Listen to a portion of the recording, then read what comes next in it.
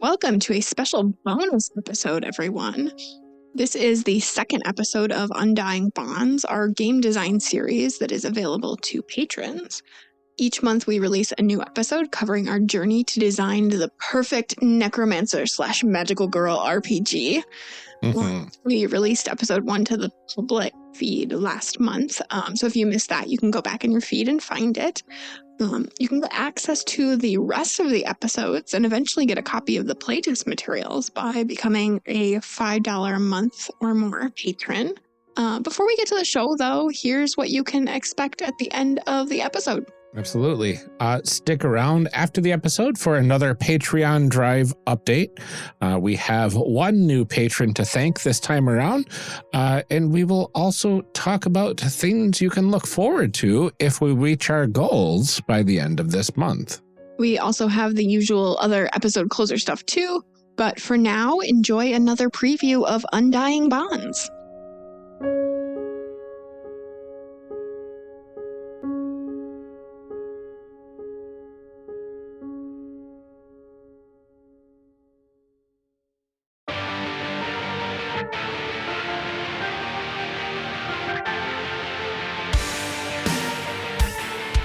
Welcome to episode 2 of Undying Bonds, a game design collaboration between me and Ryan. Yeah. Me being Amelia, in case you haven't heard of me. I don't know why you're a patron. Especially at this level, but thank you. Yeah, seriously, thank you. No, absolutely. Undying Bonds, our magical girl necromancer mashup game that is going to be super hardcore and fun, I'm imagining. Right now, it's just an idea. If you listen to episode 1, we got some good ideas out of that. It was mostly me telling Ryan that I didn't like his ideas. No, it was you pulling me back from the brink of what they call like bloat, I guess, in software development. Stuff that just really didn't need to have exactly. But to be fair, I had originally just worked on throwing stuff on there without any thought of, is this feasible or not? Right. Yeah, and I think we had a couple discussions, too, of like, cool idea, but at the table. Yeah. So I did go through the Nova book as well as the Lumen like SRD, right? And the system itself is a lot more simple than I remember it.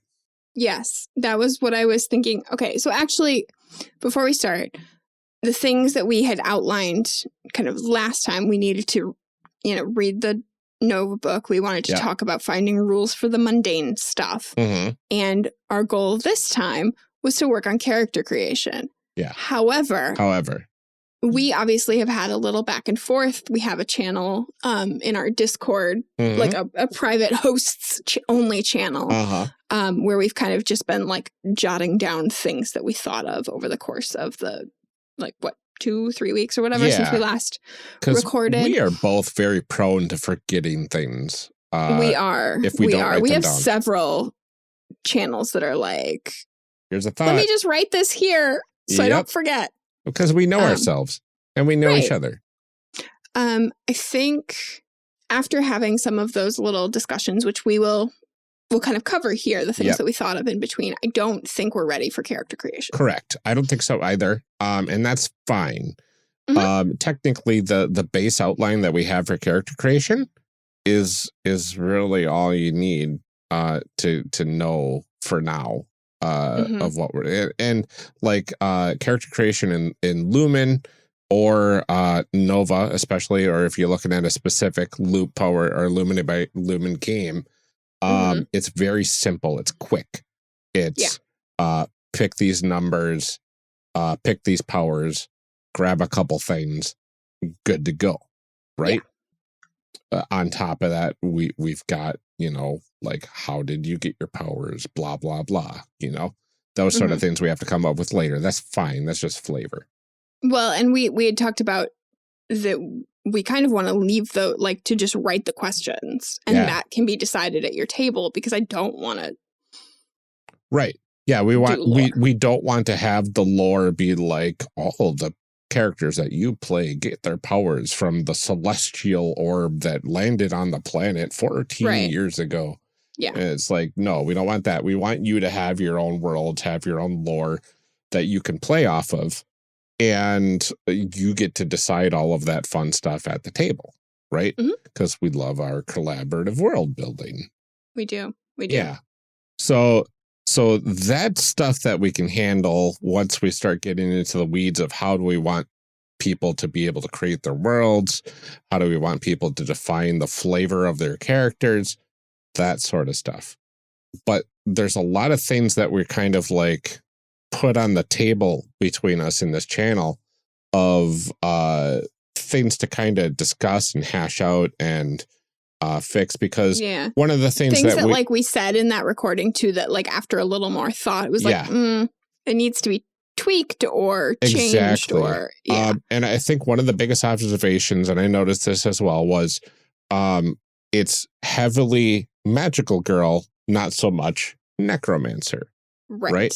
And that was an important thing to me that I mentioned last time, was that I don't want it to just be we all wear black and now it's necromancy. Yeah, here's a magical girl game. And they happen and their powers look like necromancer powers. Right. No, we want the like backbone of this game to be a fusion. Right. Obviously the transforming between mundane and magical is like the big trope of magical girl stuff. That might not be avoidable, but we need to pile on the necromancer stuff in a way that it fuses together nicely. And I think we can do that. It'll just take some noodling a little bit. Yeah. So I think I want to start just to kind of give this episode a little structure and to kind of give us a little structure here on like how and what to talk about.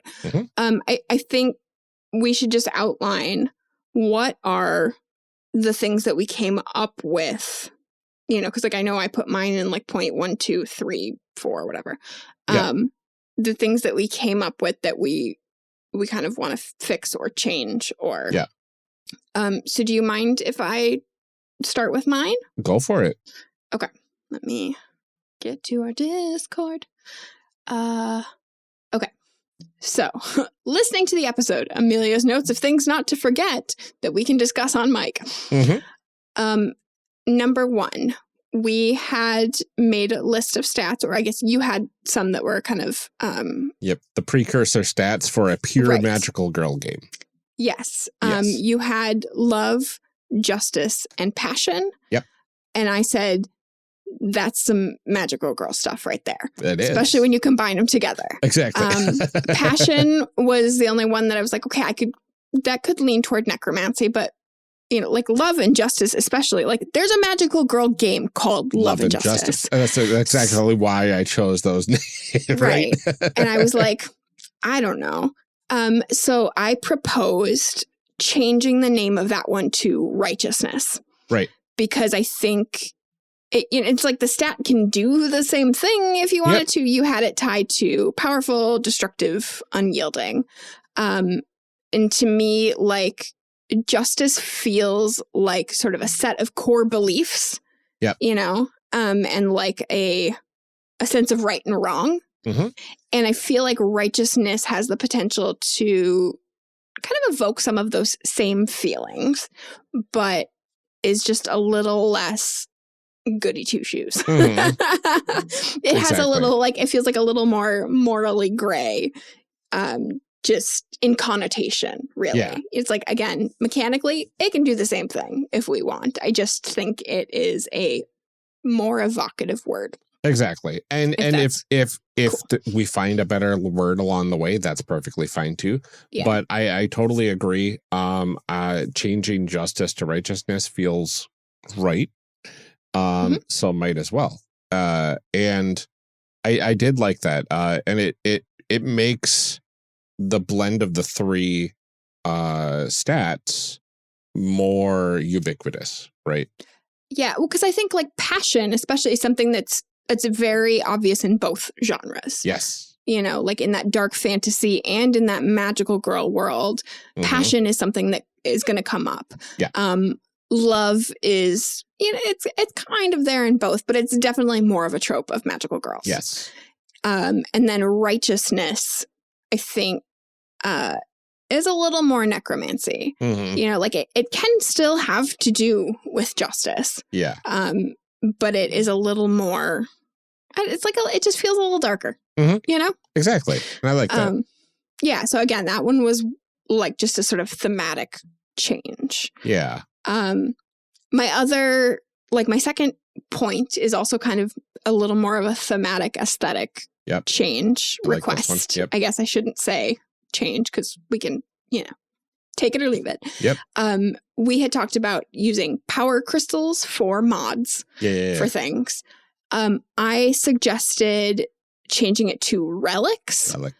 And I said the relics could still just be crystals. Like crystals can be the relics if we want. Yes. But I like the idea that maybe there are other things. I do too. You know, and also I like that it ties a little bit to the past and to death, that these are potentially inherited. And again, crystals just feels very magical girl to me. It really does. Exactly. And the word relic feels darker. It does. And I agree with you 100%. Like I want to bake in as much of the themes of death into this game as we can, because that's necromancers, like death and undeath and all that sort of stuff. And so like, and I think there's nothing about relics that, you know, sort of like leaves out magical girls. Like there's no reason that your wand or crown or whatever can't be a relic. Exactly. But again, it ties it a little more to death and the past. Yep. Gives it historical gravitas, which is in always a way interesting. That crystals don't. Crystals was always kind of generic. I was like not caring at all about like what form of these things were. But now that you've said relics, I'm like, now I care that it's relics. It makes sense to not be anything else. Right. Yeah. So that was number 2. Yes. The number 3 I had. This was a sticking point that we talked a bunch about. Yes. You know, about like what happens when you have that like supernova ability or whatever we decide to call it. You had said sort of like the idea of this quote unquote story for you was that all these previous generations of magical girls had tried this, they'd failed, now we're going to win. Yeah. And we talked about like gaining their powers and gaining their memories and all that kind of stuff. You know, pulling things from these previous people. Yeah. And the more I thought about it, because I just like, I don't know, something about it wasn't clicking for me to begin with. And that's why, you know, I said, I was like, we need to noodle on this because something about it just like wasn't, I don't know, clicking for me. But one of the things that I thought of in between then and now, was that if we're having these previous generations of magical girls, or even if there was only one previous team or whatever, trying to pull powers from them or memories or skills or something puts a lot of work on the GM. Or potentially puts a lot of work on us in having to define all of those in the book for a GM to pull from. Well, that's the thing. It's in Lubin, everything's supposed to be quick. Everything's supposed to be speedy.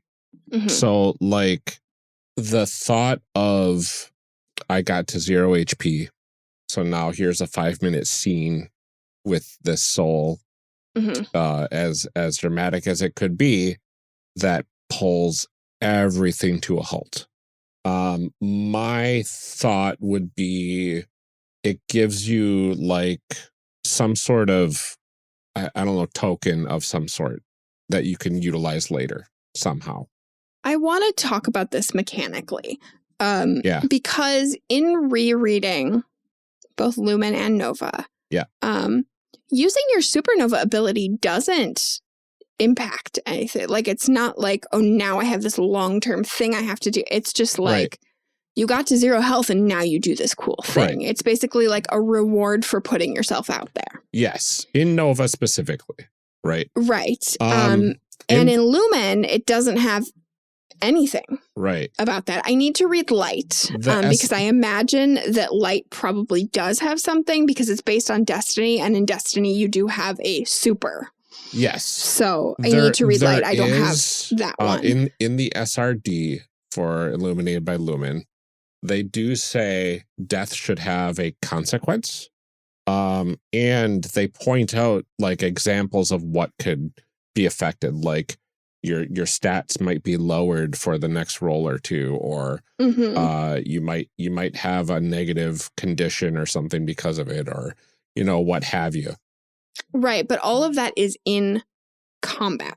Right. And once the combat's over, so I mean, we can certainly talk about like it should have a narrative effect, or it does, but like we were kind of going off this, like it has a long-term mechanical impact on you. Right. And it doesn't. And maybe it doesn't, right? Because I think that like we get to that point then where you are stopping to have that 5-minute scene, because we don't like when there's a mechanical impact that isn't tied to narrative. I know, right? I also, I'm struggling with the mundane part of this because we don't have any mechanics for that. And we don't. Aside from the stats. But yeah. Yeah, but the stats are mostly related to your combat skills. Because like all the stats in Lumen, there's the 3 basic stats, no matter what you call them. One's quick stuff. One is practiced and patient stuff. And one is powerful and destructive stuff, effectively. So if you are not even social stuff, they give examples for it. It gives examples for things like, I want to hack into the mainframe quickly. Well, I'm going to use my swift action for that. I'm going to use the thing that makes me do things fast. And I'm going to pick up those 3 dice that I have 3 points in for this swift action, be passion in our case, and roll those and see what the successes and consequences pan out to be, right?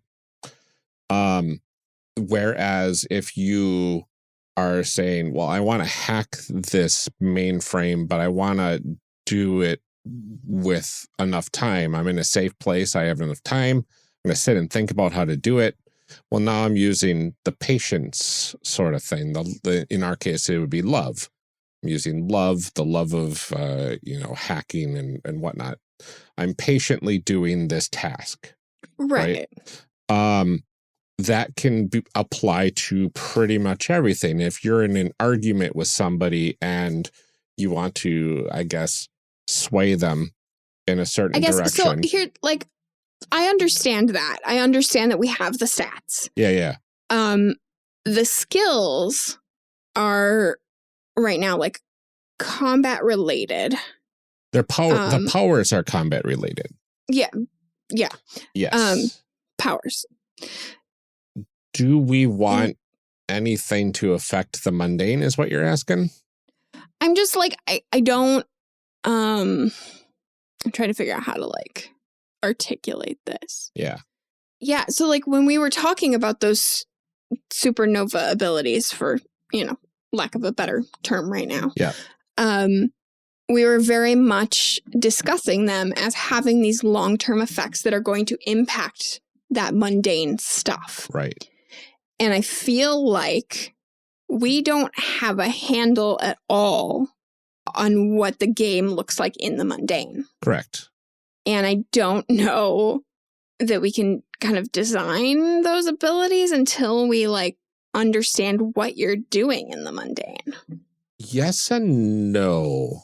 We can because I don't think we can say like, here's what the impact is going to be if we don't even know what you're doing. No. We can't codify the impact, but we can say we think there should be an impact. of some sort, whether it's small or huge. And we can say like huge. Mechanically what happens on the battlefield. That's fine. Right. Yeah.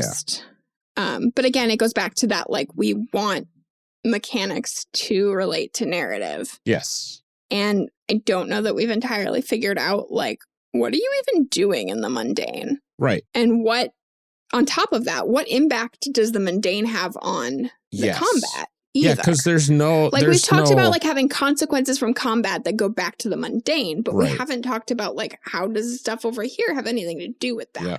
I do have some noodling ideas that I threw onto our Discord channel regarding that. Okay. Do you want me to bring that up so we can talk about that here? So one of the things I asked was, okay, about relationship mechanics, right? It feels like our mundane lives should revolve around relationships of some sort. Right? Okay. Like building and maintaining relationships, right? Because that's huge in the magical girl genre. Relationships go up and down all the time. It affects them in combat all the time. Like, I'm mad at you because of what you did. Now we're kind of at odds a little bit in combat, even though we're still fighting the force. And maybe that will be to our detriment for a little bit until we get over it ourselves in combat and go from there, right? So there's like that sort of stuff. So I said, and this was just a flash idea, was perhaps even a relationship resource that you could build up during play and possibly burn to gain personal advantage. A few games use strings for something like this.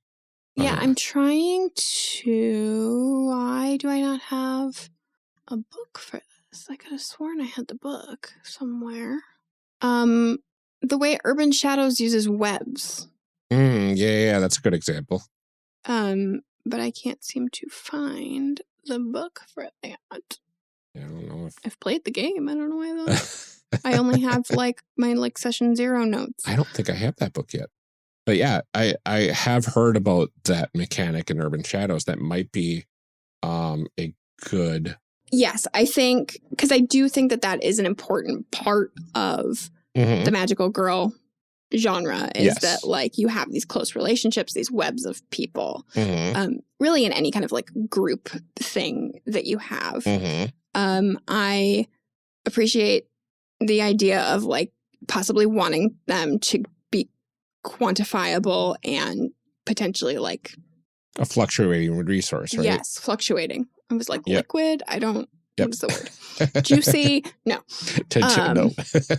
So yes, I think that is a thing that we can add to our to-do list of research stuff, is kind of how to do those bonds. I think PBTA is something that does those pretty well. Like with the questions and stuff, trying to make them able to fluctuate is a little different, but I want to, something in my brain, I've only played Urban Shadows a couple times, so I didn't get to do it a lot, but there's something like with the webs in there that I kind of want to noodle with and take a look at and see if that gets me where I want to go. Yeah, I think that's a good idea, because I do like the thought of, like, because you're big on betrayal. I am. And even if it's like you have to do at least a little betrayal in order to burn this relationship point to get this bonus during combat or whatever, that feels kind of cool. There is. People can't see me being like, whoo, light bulb. Yep. Put a little sound effect in there. Light bulb. In Nova, there was one supernova thing that stood out to me. There was something about, like, you do your, like, big ability or something, and, like, you're not dead, but you still, like, you can't do anything else until you've been revived. Yes. Yeah, that is in Nova. Okay. You do your ability, and then unless your ability states otherwise, you are dormant until somebody else. That's right. So it was like, it wasn't a specific power. It was just about, okay, yes, Yep. that's where it was. So Okay. then you need somebody to help you out in order to get revived, right? And that is where you're going to burn that relationship. Oh, you have to burn a relationship to bring them back? Interesting. Okay. Or like you have to, like, because no, like I think getting revived burns a relationship. Like I have to spend one. You have to spend a relationship. So you have to use the mundane time to build up your relationships so you can come back. Because they had to stop fighting their thing to like come help their downed teammate. Like you. Yeah. Like, and you know, you think about like most video games, which is obviously like a lot of the emphasis, like a lot of the background for Illuminated by Lumen. But you think about like video games, when you're playing a 2-player game and you revive somebody, like you're open to damage. Yeah. You know, like people can be shooting at you and you're like risking your own life to do that. Yes. So I think like you know, I have to spend it takes some relationship to get you to do that, right? I do like that thought. It stops you from what you're doing. Okay. I'm into this. And I do, because it takes an action on another character's turn to revive you. So that's an action not attacking the enemy, right? And I don't know if it's clear in Nova or the SRD what happens if everybody drops to 0 before anybody can get revived. I don't know if that's something we need to worry about right now, because it's not a game over, right? A TPK in this game is not game over, man. Game over. No, because it's a power fantasy. Right. I think it's like, I think it's probably pretty unlikely. Right. And then there's the thought of, well, what do you do? Oh, what do you do when you don't have relationship to spend? What if that triggers a special like bonding moment of some sort with the team to restore a few relationship or something? Because I might be in the weeds here, but like I think that happens when you spend your last relationship. Yeah, that's what I'm saying. Like once you run out of relationship, something special happens. We don't have to define it now, but I think it would be cool that if you run out of relationship with your teammates, then there's like a consequence or something gets triggered. We could put a pin in that and define it later once we get the rest of the systems around. But I think it would be, I think it has potential to be really cool. And especially if it's negative, right? Like, because then you're counting down, like you're ticking away. Those relationships become extremely important to build up, right? So once we figured out how that works, that makes the mundane extremely important. Okay. So the questions to answer there then are like, what happens when you're out of relationship? And then linked to that, what do you have to do in the mundane to be able to build that back up? Yeah. Like what kind of consequence? Yeah. What kind of consequence? Because maybe it turns into like a debt or something, right? That now you need to clear a debt somehow, or whatever. I think that's kind of big in Urban Shadows as well, is having those sorts of debts, right? Yeah. So that might be something to think about. Yeah. Did you have another bullet point in here? I do. Yes. I've got quite a few more bullet points in here. So that was my relationship thought, right? Other things I was thinking about, we should look at possibly night witches for having a mission mundane cadence. Okay. Because that's a very specific, like that's one of the things that game is known for. Night Witches takes place, I think it's World War II. It could be World War I. You play as female Russian fighter pilots. And so you're dealing with all the sexism and all that stuff at base. And then you take whatever baggage you have to the combat missions. I don't know exactly how the game plays 100%, but it's PBTA. So it's all narrative focused, right?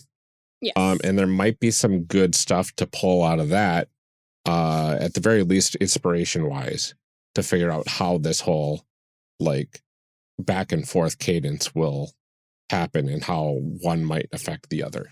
Yes. So I think that'd be good. Okay. And then let's see, what did I say here? Your other points, it looks like, are mostly about like naming things. Yeah, like well, one thing I was thinking of is if we're getting this surge of power, right? The supernova ability upon death. Mm-hmm. And we're pulling from past souls, right? Yeah. And it doesn't matter that you're pulling memories and junk from them. We can abstract all of that. In Nova, you get one of these supernova abilities depending on your class, right? Depending on your spark. I think it would be really interesting to be able to choose between at least 2, maybe 3 tops supernova type abilities when you hit that level. So you have a little bit of extra strategy. When you hit what level? Sorry. Like when you hit when you hit 0 HP. Like that's too much. You think so? I think so, because I think part of why Nova and Lumen work is because of this kind of puzzle piece. Yeah. Because of this kind of puzzle piece mechanic and the way that different abilities interlock and interact with each other. And I think if you start giving people like 3 different supernova abilities to pick, that's a lot more things to try and coordinate and match up. It's a lot of different combinations of things. It's hard to balance too. And I just think I just think that that's more than a player needs. Okay. I just think that keep it simple. You already have different powers to choose from. You don't need different super extra powers to choose from. Like this is your ultimate move. Right. That makes sense. Yeah. And I think in the SRD specifically, he mentions 3 to 5 base powers, right? No more, no less than 3, right? No more than 5, no less than 3. Just because you don't want to have too few options. You don't want to have too many options. So yeah, if we're sticking with 4 abilities, base abilities, and 1 Nova ability, supernova ability, quote unquote, that should be fine. And we can see how that plays, right? Yeah, like one of the things that it talks about in character creation is, the option to have a prepackaged selection per class. Or you have the option, if you wanted to do that a la carte and just say, like, here you get this many powers, you get this many, pick. Oh. I hate that. Yeah. Because it also says here clearly, like, this method is definitely a more involved character creation process, but it allows players to, craft like what they want to be. 1 power from this class, 1 power from this class, and that method is much harder from a game design standpoint. Again, for that same reason that having 3 supernova abilities is difficult, is that you need to make sure that they interlock. Yeah, they have to make sense together. Right, they have to make sense together, and you don't want a character build where, like, I've picked 3 powers, but, like, 2 of them don't really work well with each other. So, like, every time we go into combat, I have to pick this one or this one. Right. So I think that makes sense. Doing a prepackaged kind of playbook style thing is going to be better. I think that's, I wasn't thinking at all about a la carte. So I think that's probably a good course of action. That feels too much. Yeah. So I think. Okay. Because then we could really refine. I also think, like, especially if we're already doing the whole, like, relationship spends. Yep. To get revived, I think it it starts to like bog down combat if you have like different supernova abilities and then someone has to come revive you and then you have to spend a relationship to do that. Like that's it stops being snappy at some point. It does. No, I get that. I think let's keep it as simple as we can. And go from there. One of the things I had, it's just in my brain. So I'm going to throw it out there. We can put a pin in it. One of the supernova abilities I think would be really cool would be bringing back the dead magical girls, like a magical girl team for like a round or two to fight on your side. And basically what that would look like is every player gets an extra character for a round or two or whatever, right? And then they go back to the ether of the spirit world or whatever have you. Whatever that looks like. But like basically calling upon this group to come in, do a little bit of damage control, and then come out of the battle. Why a whole group? Because they would be fun. And then it's just every person on the team gets an extra action for the next round, basically. Right? That feels very OP to me. You think so? And I think we could balance it. It doesn't have to be a whole group. I think there could definitely be a class that can call on a magical girl. Maybe two. I think giving everybody on the team one is too much, and it makes, like, from a sort of selfish player standpoint, it's like, but it's my cool ability. And now That's everyone's getting to do my cool thing. That makes sense. Okay. So we could do, you summon one, and maybe there's a mod that doubles it or something, right? And then that would be, I think that'd be really fun because you're down and out until someone revives you. This gives you something to stay in combat while you're waiting for whomever to burn a relationship with you. That's true. I was going to say, like, what if that ability means you don't necessarily have to burn relationship just because you would have someone sort of like defending you at that point. Like you're not you are not in as much danger. Right. However, I don't necessarily like the idea of having a class that can get revived without having to burn relationship. Right. That feels like it takes away from the story. There might, I mean, there's all sorts of things we can do with these like supernova abilities, right? Yeah. I do like that as an idea though, of like being able to bring back one. You know. Yeah, I think that'd be really cool. And it could be, we can make it quick enough to not hinder things. It should be fine. Yeah. So I just wanted to throw that out there. My other bullet points are, what do we call these archetypes? They're called sparks and nova, you know. And what do we call the supernova ability that we keep calling a supernova ability? Because I can't think of a better word. Because that's the reference that we have. I know. Yeah. I don't know that we have enough here yet to make that decision. It's a thing that we'll have to think of. Because, you know, so it's like the sparks are sort of like a mech thing that you get into. You've got a pilot and you've got your sparks. And that's not the case here. You are like, it's a transformed version of yourself. Right. So, you know, like in my head, I was like, mage is a good word, but like, that doesn't feel like a thing that you just like become. Right. I was trying to think like, what sort of, how can we tie the word soul into it somehow or something like that? But that feels like it might be too generic. We should think of some like sort of evocative words and then see how we can. Yeah. You know. Because spark is like snappy. It is. It is. And it's evocative and it's thematic to the whole game based around these like shards of sun. And the nice thing with names, with naming things is like, it's very easy to just to change it later. You know, it's like with that righteousness thing or relics or, you know, like those are easy to just reskin.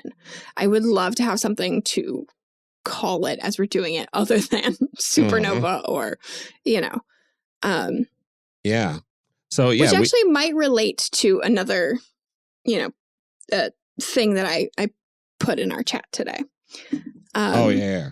Like, over the course of our show, I think we've become very familiar with the sort of magical girl trope. Because I think it has a really solid format. Like, we know what being a magical girl means. You know, it means that, like, you are, like, a guardian of something. You are fighting evil. You transform from normal to magical, right? Like, that's, like, the themes and, like, the aesthetics of that change, but, like, that's what being a magical girl is. You fight evil. You stop the end of the world, right? Yep. Effectively, yep. And discover yourself along the way. Right. Necromancy has so many different interpretations and ways that it works. And, like, you know, there's no consistent agreed upon sort of like formula. Like, magical girl is a genre, right? Like, necromancy is a vague concept of, like, dead not being dead anymore. How you raise those dead, why you raise those dead, like, who can raise the dead, what being dead looks like it's so different. I have been trying to kind of come up with a couple, like, pieces of media and reference points that we can kind of latch onto and that I can, like, hand to you and say, read up. Learn about my thing, Ryan. And I wanted something that wasn't specifically blood magic. As much as I love blood magic, I don't think it doesn't follow magical girl super well. No, not exactly. But not to say we can't have a blood magic variety of for sure. archetype. Yeah, for sure. I just don't, like, think that that's the direction of necromancy that I'm going, and I don't think it, like, blends as well. So my point being, there are a couple things that might work better. A couple versions of necromancy. One that I just kind of looked into today, so I'm sure someone will correct me and tell me I'm wrong because I'm not super up on the source material, and it was just a suggestion of a friend. In Diablo, there are the priests of Rathma. Who are necromancers. Particularly, where's the tidbit that I wanted to read to you? Although their art is considered dark, and people outside of the world shun the priests who practice these arts, these mysterious cultists never suffered the epidemic of corruption that plagued the ancient mage clans. Pragmatists, in the truest sense, they are above temptation. They see death merely as a natural part of life, and they do not seek to deny its arrival. Their singular knowledge of the unknown allows them to face death without fear. These ideals, coupled with an understanding of the natural balance between order and chaos, explain why they have not fallen prey to the influences of evil. Which kind of gets at what I'm trying to say about it not being blood magic, is that I don't know that, like, straight up corruption is the way to go here. I'm cool with the themes of, like, raising the dead and playing with how solid the concept of death is. But I don't know that I want it to be like, you're evil, you're corrupted, you're, you know. I want it to be about, like, playing with the finality of death. More than about being corrupted and evil. Being necromancy equals evil, right? We don't want that. I agree. I don't think going that route is what we want.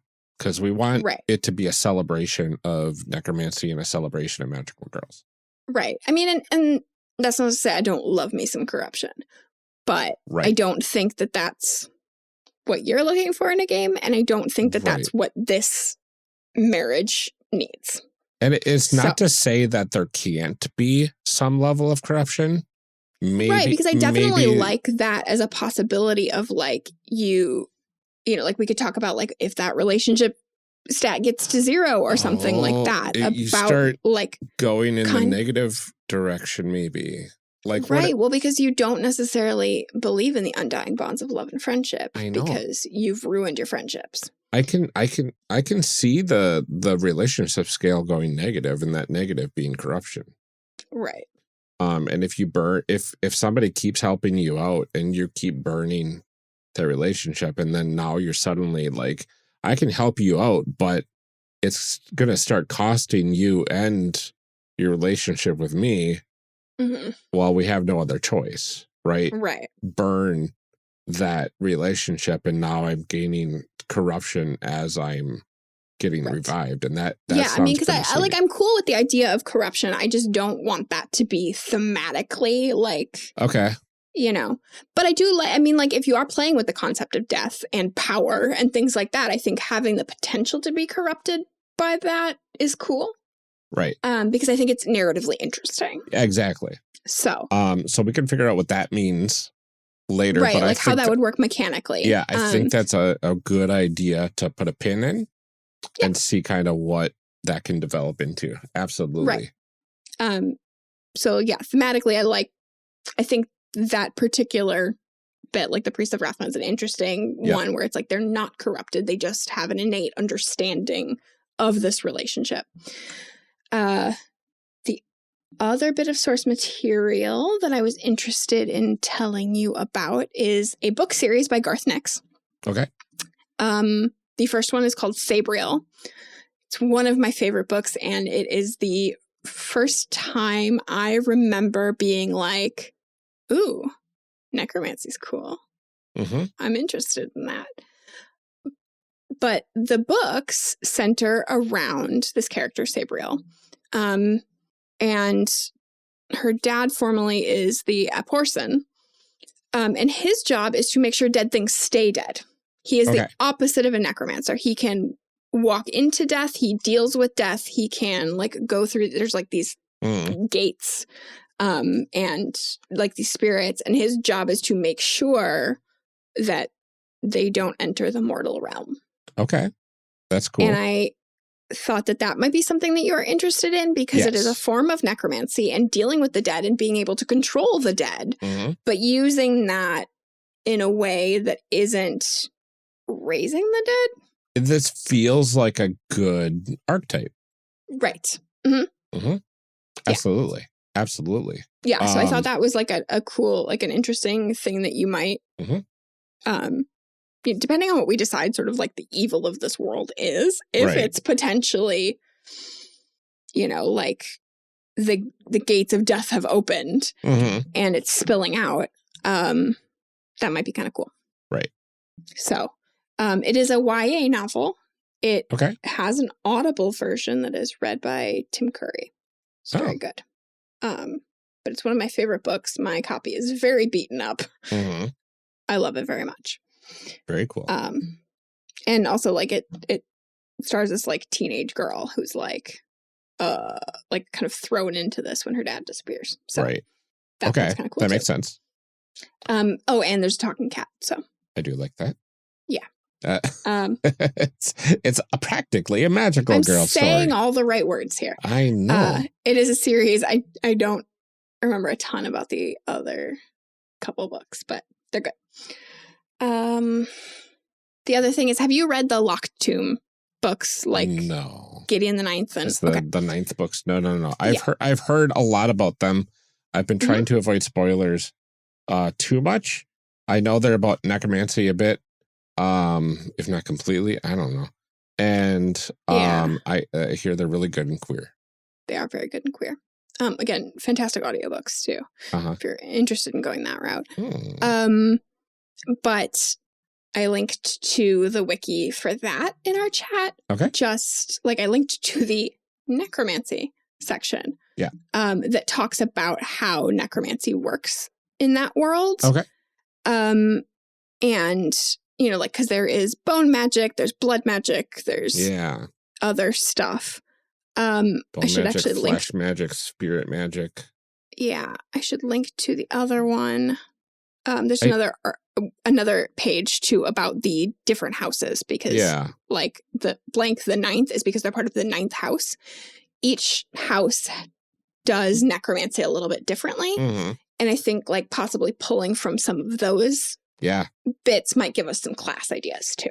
I love the thought of every, if not almost every class being a different flavor of necromancy. Yeah. Because that sounds amazing. Right. And then like having those like bonds of friendship and, you know, like fighting to save the world kind of as like the magical girl part of it. And that combination of the mundane. And, right. Yeah. Did you say bone magic? And my brain instantly went to Campaign Skyjacks with Captain Ormar Vale, who is able to turn his forearm into a bone sword. Like, yeah, that's cool. Yeah. I want to be able to do that in this game. Right. I want to be able to turn my arms into a sword and shield and just go at it. Yeah. And like in the 9th books, there's thalurgy, which is like a life energy that most things have and is, you know, based on growth and things like that. And then there's also thanergy, which is a death energy. Okay. You know, which is like radiation and dying planets and, you know, because it's kind of like a space fantasy thing. So that's kind of a cool dichotomy to play with too. I don't know how we would, but it's an interesting concept. Yeah. I don't know where it fits. I think we've got a decent chunk of source material for the abilities now. Yes. For the different types and they feel distinct enough that we could easily get 6, if not more. We could choose like the 6 most different from each other and interesting. Yeah. And if we're like, well, what about these other 2 that I really want as well? Well, maybe we can just do 8 then. Or we can, like, once we have a base game, we can do the extras, right? Yeah. And who's to say that there can't be like an expansion of like, hey, 6 new classes, have fun. Right. The last little media bit that I want to throw out is one that I thought of like as we were talking and a little bit earlier. There's another book series. It is, I think right now it's like called like the Alex Stern something. But the first one is the 9th house. The second book is called Hellbent. Okay. But one of the things that it kind of revolves around is this like secret society that's job is to watch over all the other secret societies. Okay. But they have this library of relics. Yeah. That basically are like from all over the world, all of these like magical items that do different things. There's like brass knuckles that are like have Samson's hair in them. So like they give you like tons of strength. And you like it's just all kinds of stuff in there.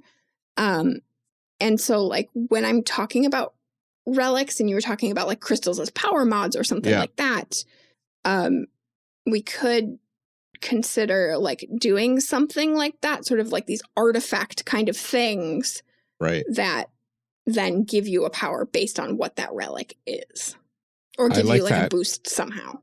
Now in Nova, and I think possibly in, I think specifically Nova is what I'm thinking of right now. You get there's no leveling up experience mechanics. It's you do a mission. Once the mission's done, you get a mod. I love the thought because like every magical girl show that I've seen is like very monster of the week, right? The episode revolves around like, oh, I've got this issue. Oh, the monster of the week revolves around this issue. Oh, we defeated the monster, right?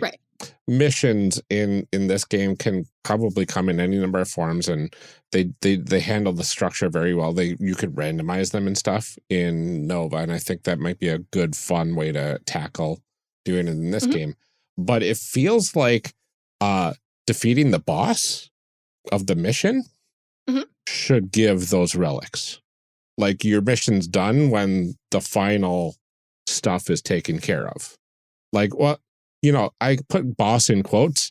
If your mission's a heist, maybe there's no fighting per se. Or if there is, maybe you're not fighting against boss-like things. Yeah. But maybe you're heisting some relics. Maybe when you defeat this big bad, well, here's some relics that we can use. And they just happen to be these ones. Yeah, I like the idea specific. Like I would be okay with them coming from missions or something like that. I just like the idea of it being a group pool. Yeah. So that, like, it's not like I gained these 3 relics. These are mine now. I like the idea of having a group pool of them where we have to kind of, as a group, say, like, I want this one because it's going to interact with my powers in this way, and I think it'll help on this mission. Yeah.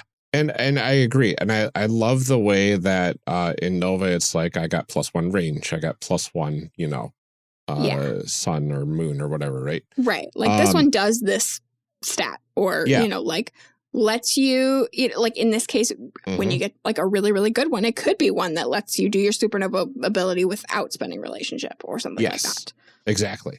So I'm thinking, we can have all of them be interchangeable, but some relics only make sense with your certain classes, because some relics are going to be like, modify this one exact ability that only this one class has. Which is what Nova does. Like, well, because it makes it feel special, right? You've got the generic stuff, and then you've got this relic that says, oh, these specific ones are specifically for these specific archetypes. Then you have to create more specific relics for people to choose from, though. Then you start adding bloat, because you need to have relics that are specific to certain classes, and you want to have enough of them that, like, if you go on more than one mission, you can get something different. Well, and that's kind of, I mean, it's the way Nova works, I know, first of all, right, is there's that many different things to pick up? Yeah, because every single spark has a list of, here's 16 different relics that are passive, and here's 16 active ones or something like that. Oh, yeah, your mods, your persistent mods and your power mods. Yeah, persistent and power mods. So that's how they work that out. And then it's like, well, I mean, if this class gets a ranged mod, a ranged relic, why can't I exchange that to another character to give them a ranged thing, right? So, like, the majority of them are like +1 sun, +1 moon, +1 shade, +1 fuel, +1 health, +1 health. Yeah. And, like, they call them different things per class, but they're all the same. Do they call them different things per class? Yeah, so, like, for the sanguine, it's fury, cyclical, cool, wellspring, hardy. Oh, no, they don't. They're not called different things. I just was looking at the wrong spot. And then, like, the persistent mods. Yeah, so, like, hardy is always +1 health, right? Right. Cool, yeah, so then, like, they have different... they have different combinations of what they can get, ultimately. Yeah, like donor, refreshing, honed blood, warpath, and then this one has white hot, fissure, rift tear. Yeah, so, and like, I think they do that for balance a little bit, right? Right. And it feels very video gamey. Yeah, my thing is that, like, you pick those, like, before you go out on a mission. Those are not, like, gained loot. Right. So, like, if you're saying you defeat this big bad and then you get these mods, well, you can't use them until you get back to town and in a tune or whatever, right? But, like, so I'm thinking, like, your first mission. Right. like, obviously you can't swap anything out. No. My idea is just that, like, rather than necessarily having, like, these, you know, like, you have ones that only you can use, or that, like, having a little bit more of a group selection. Why? ¿Por qué no los dos? I mean, we could. I'm just also trying to, like, limit. Yeah.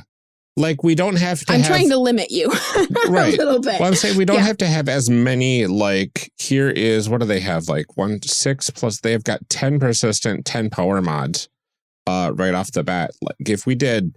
right, but now only 4 of each are class specific. Right. Right, exactly. So I'm wondering, like, do we say, here is the ones we recommend for your class? But like those, the Fury, the Cyclical, the Cool, the Hardy, that sort of stuff. But you can trade them. Like, who's to say you can't be like... But like every class has Fury, Cyclical, Cool, Wellspring, Hardy.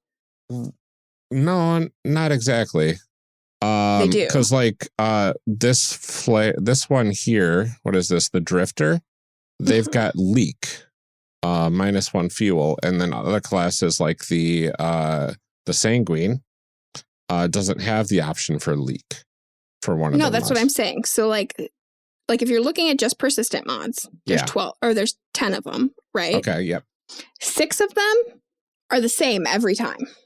Not between the classes. And then there's 4 that are different. Unless you're saying like Hardy is one, Cool is another, Wellspring's another. Yeah. Cyclical, Fury, Leak. So, like, I'm looking at this. Yeah. You can't totally see. Like, there's 6. Yep. And then there's the other 4 that have more text. Yep. These 6 are the same no matter what class you are. They are not. Take a look at the Drifter. Fury, Cyclical, Cool. Oh, like Leak. Okay. Leak, Hardy. Some of them have 2 Fury, Hardys. Cool, Cyclical, Wellspring, Hardy, Builder. And then, yeah, Grimm's got a Builder on there. Okay. So they're all different.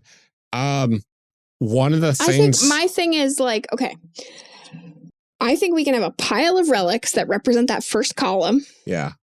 And then we can have a pile of relics that are like, you know, these are this class's relics. These are this class's relics. But like, I think we can have a pile of like, we have 3 different relics that all are just +1. Yeah.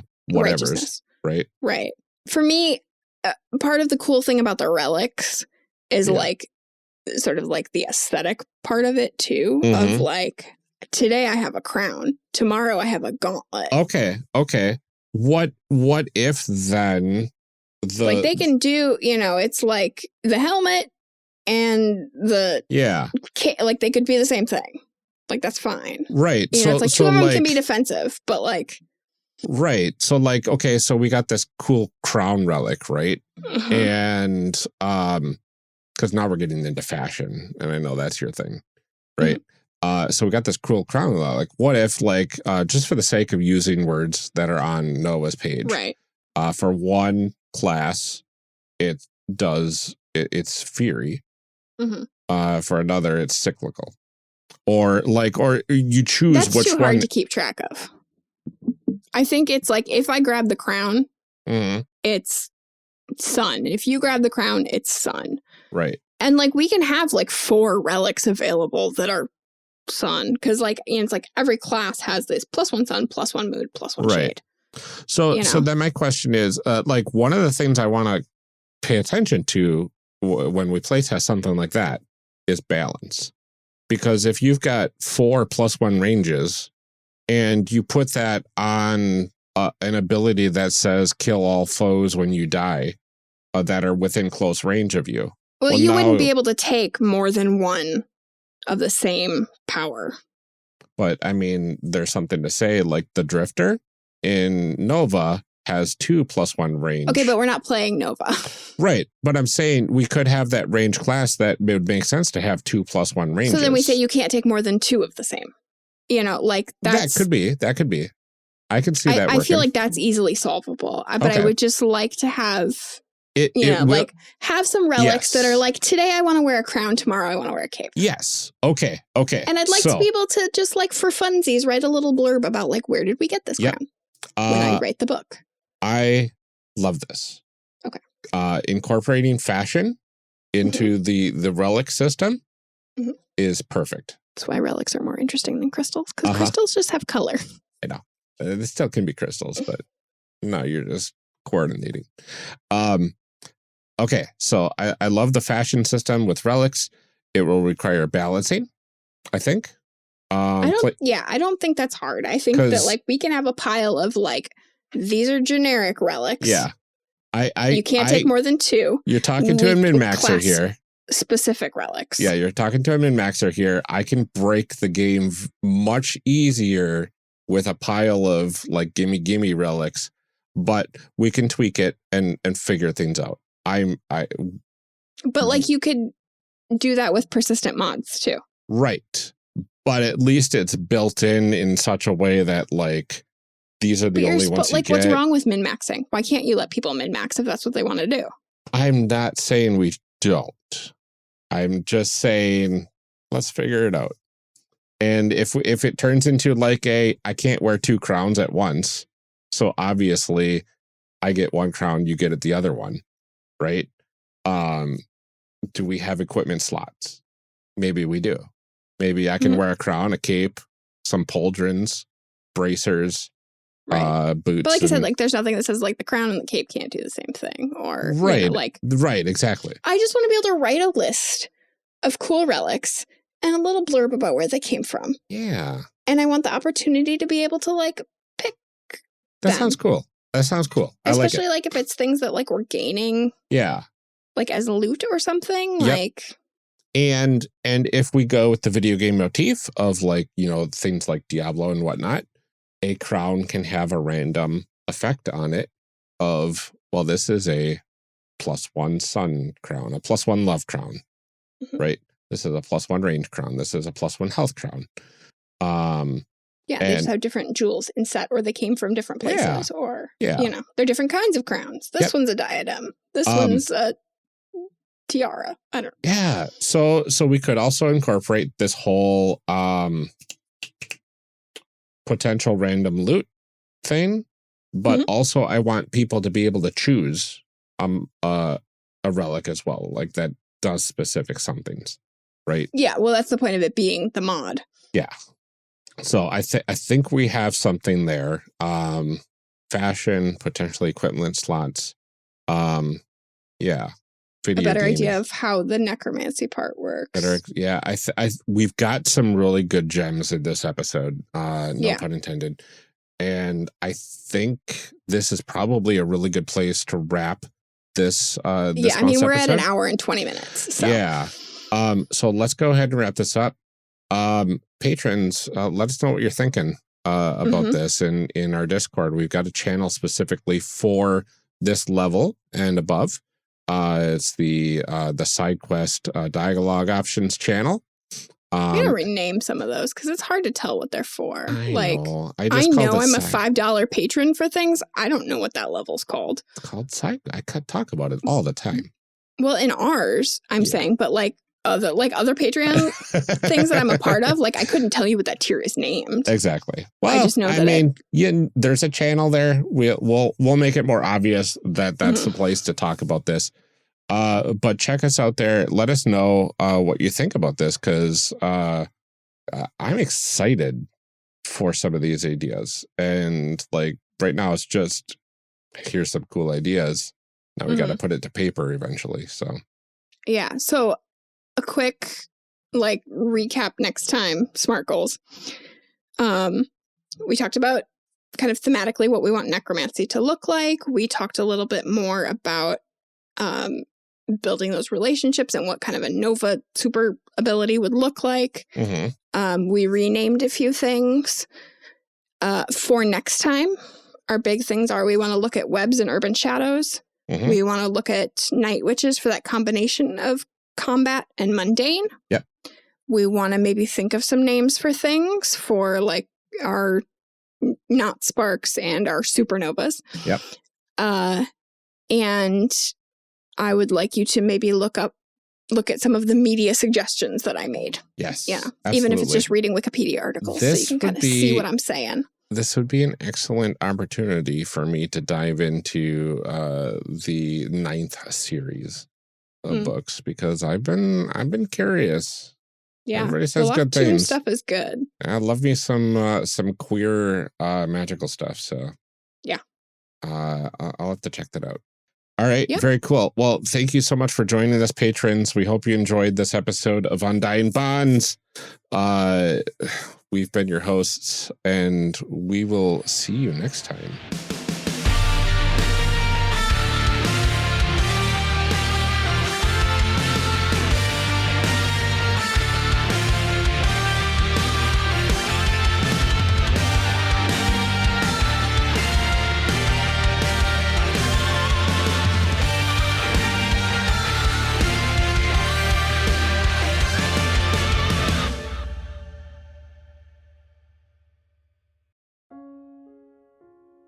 Call to action. Yeah, like that. So we came back to this one. Yeah. Being like, hey, most of what we did that first time, we should fix that. Like, well, especially because that first one was very much like ideas that you had brainstormed while you were thinking about designing the game. And then I came on and was like, okay, but where's me? Where's the Necromancers? Where's the Amelia of it all? Exactly. Yeah, because I had originally designed just the bare minimum of a magical girl, like just a pure magical girl game in this sort of universe. Yeah. And like the necromantic themes would work perfectly, because I was originally going for that original like hardcore magical girl, like doing extreme stuff. And like that's could be necromancy, you know? Why not necromancy? Why not necromancy? No, and then like I came on and I was like, cool, but I want it to just not be goth magical girls, you know? Exactly. Like I don't want it to just be like aesthetic. I want it to be and you know, if people do continue to listen to the series, they'll see kind of how that grows and how the two things mesh over time. But you can definitely tell that we had that first session and we were like kind of like feeling out where things are, where our interests were. And then in this one, we came back and we're like, here's some more solid things that I want. And I think we made a pretty big jump in progress from 1 to 2, honestly. We've come so far since then, but that like initial kind of throwing out, here's what I'm thinking, to like, okay, here's what I need. Exactly. Yeah. And then from this episode, we get into a lot of really great specifics about the game, and then we eventually start getting into like doing the designs for the different archetypes. Started making character types and trying to make something playable. We're still a bit away from that, but we're getting there. Life's been a little difficult, but I think once we can get back onto that horse, we'll be able to just kind of get some good progress made and get to a playable version, hopefully sooner rather than later. Yeah, Ryan gets really excited about this and is like, we're gonna have playtest stuff soon, and I'm like, slow and steady wins the race. I want to make sure that what we have is good.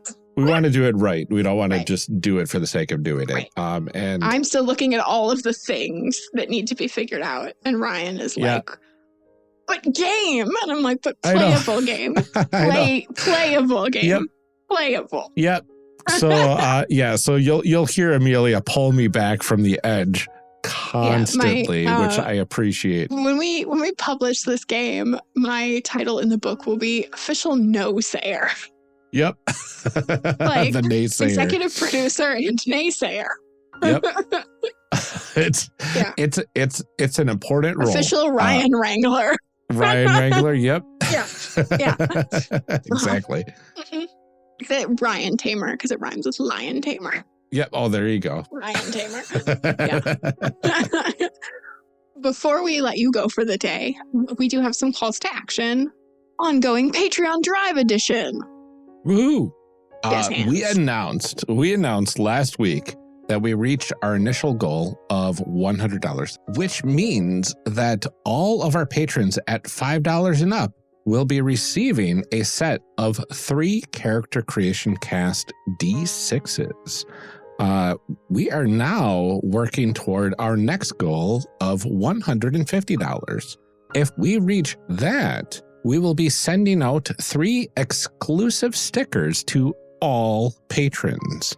And Amelia will run a session of Arium Create, which is her very favorite world-building game, for any patrons that are interested in joining. Finally, if we reach $200 by the end of the month, we will be sending out exclusive enamel pins for all patrons at $5 and up. And there's not a lot of time left in this month. We hope that these incentives can draw you in, and we hope that you can actually check these out and enjoy all the cool stuff that we have to offer. We've got a lot going for this Patreon drive, in addition to all of like the other great stuff that you get for just being a patron. In addition to those goals, we've decided to update our $10 tier to make it a little more enticing. We've added a sticker of the month that we will send out at the end of each month to all patrons at that level and above, in addition to the other benefits like the Zoom calls and Undying Bonds and chit chat and all the other things I can't think of off the top of my head. But if you've been kind of holding off because you're like, Zoom call is cool, but it's like not really my thing, stickers maybe? Yeah, stickers are nice. Yeah. And they are exclusive. You won't be able to get these anywhere else. True. So Patreon. Absolutely. There are so many perks for joining up on our Patreon. It really feels like it's a steal. Head on over to patreon.com/character creation cast and see what sort of things that we have to offer. You can join the ranks of all of our amazing patrons that we like to thank. We had one earlier this last week, and we want to welcome them and thank Dark Mirror for joining us. It really means so much that you could join us. Thank you so much for joining our list of really generous people. Well, we are going to thank right now, starting with Lieutenant. We can't thank you enough. But, every single episode, we're just going to keep trying. Absolutely. DJG, aka Tigranosaurus, you're the best. Thank you. Thank you to Eric Bonds. Your support brings us so much joy. Shadim Cabal, thanks for supporting our dreams. Daryl Holiday II, thank you so much. Thanks, the Shyest Barbarian. We are so glad to have you with us. Benjamin Sweeney, you rock. Thank you. Lorcan McGinnis, thank you for your continued support. Rob Fletcher, thanks. Kevin Brown, many thanks to you. Thank you to Tentacle Duck.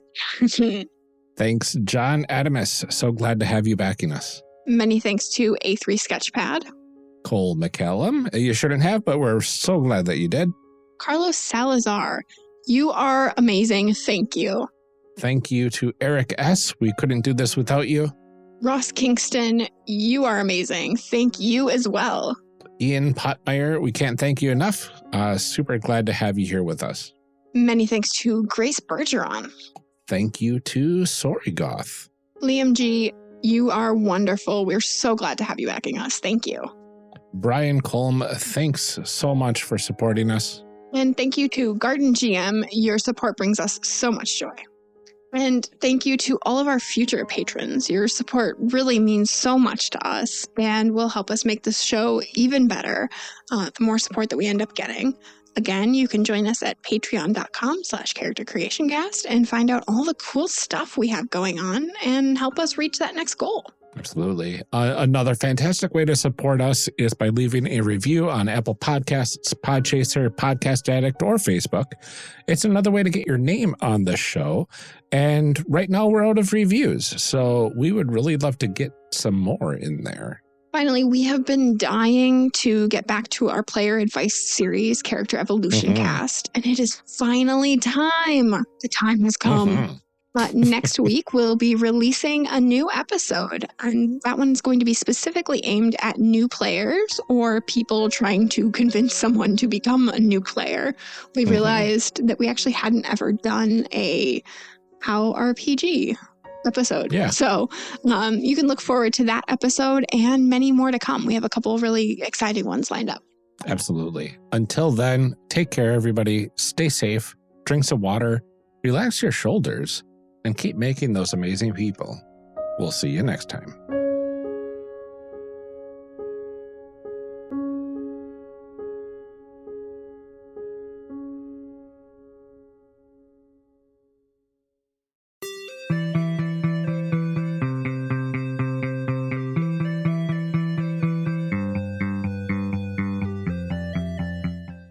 Character Creation Cast is a production of the One Shot Podcast Network and can be found online at www.charactercreationcast.com. Head to the website to get more information on our hosts, this show, and even our press kit. Character Creation Cast can be found on Twitter at CreationCast or on our Discord server at discord.charactercreationcast.com. I'm one of your hosts, Amelia Antrim, and I can be found on Twitter at Ginger Reckoning or on my other podcast, Garbage of the Five Rings. Our other host, Ryan Boelter, can be found on Twitter at Lord Neptune or online at lordneptune.com. Music for this episode is used with a Creative Commons license or with permission from the podcast it originated from. Further information can be found within the show notes. Our main theme music is Hero Remix by Steve Combs and is used with a Creative Commons license. This podcast is owned by us under Creative Commons. This episode was edited by the absolutely fantastic Ryan Boelter. Further information for the game system used in today's guests can also be found in the show notes. If you'd like to support our show, find us on Patreon. Get access to bonus episodes, extra outtakes, and much, much more at patreon.com/charactercreationcast. Thanks for joining us. And remember, we find the best part of any role-playing game is character creation. So go out there and create some amazing people. We'll see you next time.